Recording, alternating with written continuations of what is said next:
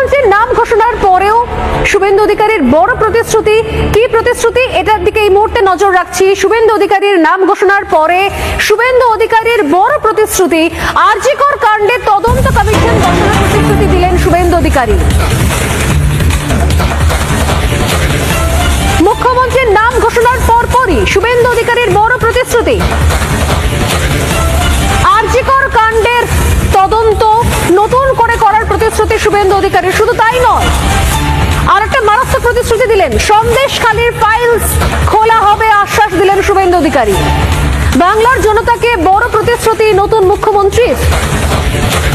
ক্ষমতায় এখনো পর্যন্ত ক্ষমতায় চলে এসেছে, কিন্তু এখনো সরকার গঠন হয়নি, শুধুমাত্র আজকে নাম ঘোষণা হয়েছে, এখনো শপথ বাক্য পাঠের মতো পর্যায়ে বাকি রয়েছে। তার আগেই নাম ঘোষণার পরে প্রথম বক্তব্য রাখতে ওঠে মঞ্চ থেকে শুভেন্দু অধিকারীর বড় প্রতিশ্রুতি।